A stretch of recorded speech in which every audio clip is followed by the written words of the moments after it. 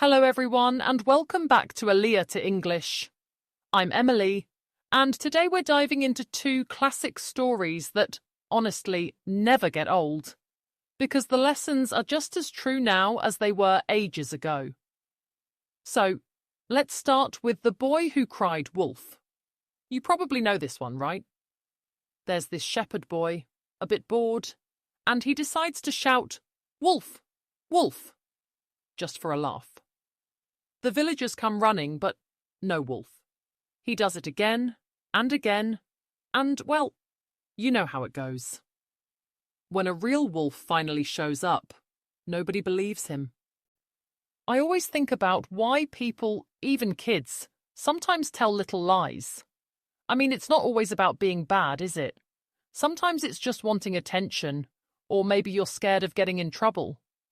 I remember, I must have been about 8. And I told my teacher I'd finished my homework, but I hadn't. I thought, it's just a tiny fib. What's the harm? But then, of course, she asked to see it. I was mortified.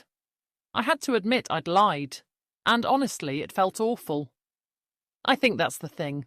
These little lies. They seem harmless, but they can spiral, can't they? So, what happens when you keep telling those little lies? Well, trust starts to slip away. It's like every time you're dishonest, you chip away at the trust people have in you. And it's not just in fairy tales. Think about friendships, or even at work. If someone keeps making promises and never follows through, you stop believing them, right? I've seen it happen with friends. Maybe someone says they'll keep a secret, but then they don't. Or in the workplace, when a colleague says, "I'll get that done by Friday." And, well, Friday comes and goes. After a while, you just stop relying on them. It's exactly like the villagers in the story. The first time, they rush to help. The second time, maybe they're a bit annoyed, but they still come. By the third time, they're just done. And when the real trouble comes, no one's there. I think that's such a powerful lesson, especially today. With all the ways we communicate, texts, emails, social media, it's so easy to say things without thinking about the impact.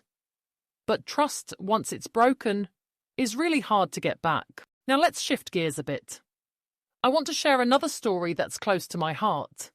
The Empty Jar and the Two Friends. It's a simple story, but the message is huge.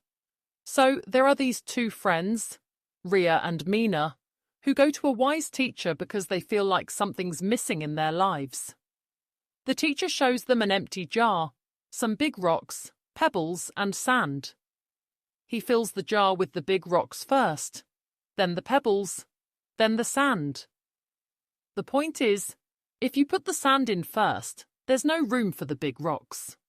But if you start with what matters most, you'll always have space for the little things. I love this metaphor. It makes me think about my own life.